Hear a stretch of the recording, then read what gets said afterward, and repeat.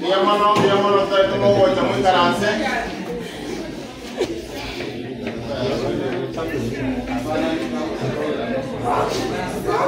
Basi kwa utulivu tunaomba tu tuweze kuwa na utulivu kidogo. Asante sana wamoto ni ngati musikuma kama wanana magaria na hapa kwa vitu tusongeane. Tunataka tuwe na utaratibu. Ni papa na rana. Papa na rana kwa unote kama possible. Tuwe na utaratibu kabisa, utulivu kabisa. Basi kata ikaya ya mo.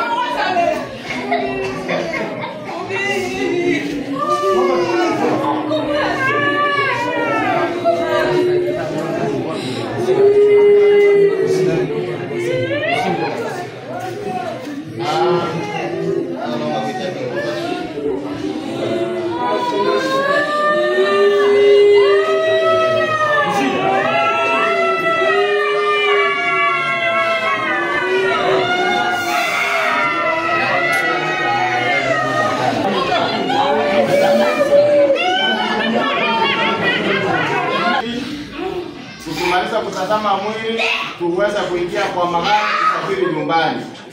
Tunajua ni wakati wa huzuni, lakini pia tunajua kwamba Mungu wa mbinguni muumbaji wetu ndiye mfariji wa kweli. Amen.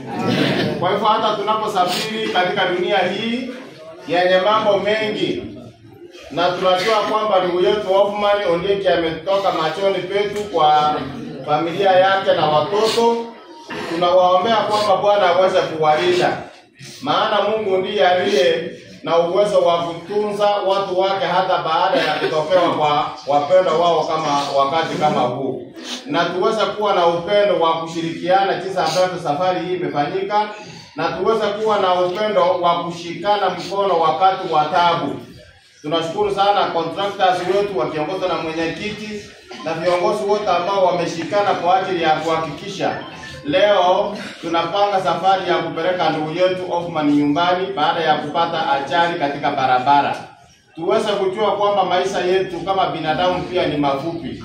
Hatujui tutatoka lini. Mhubiri 9:5 inasema walio hai wanajua kwamba watakufa, lakini hatujui kwamba tutakufa lini. Kwa hivyo tujiandae kila siku, tuweze kujua kwamba siku moja, kwa kuwa sisi ni binadamu tu ambao tunaonekana kama ua, kwa kuwa sisi ni binadamu tu ambao tunaonekana kama umande, tunaweza kutoka siku yoyote. Kwa hivyo tujiandae, tuweze kujua kwamba siku moja tutalala, lakini pia tuweze kuweka maisha yetu katika Bwana ambaye atakuja kufufua watu wake kwa ajili ya uzima wa milele.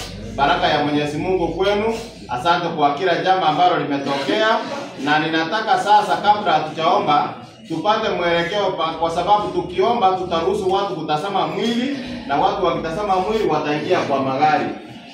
Chema ningeomba tupate mwelekeo vile tunatoka hapa ili tupangane tujuane vizuri. Tukiomba watu watazame mwili tuweze kuenda.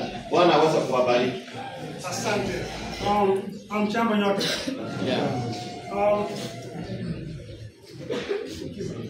Tazama mwili kutoka hapa. Basi atatuombea maombi ya mwisho, then tutaingia kwa magari yenu.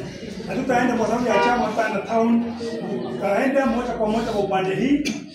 Kwa wale ambao tunaenda kwa Hoffman kwa msafara, ndio tuende huko, tuende Taracha na Mataro, ndio tuingie kwa highway.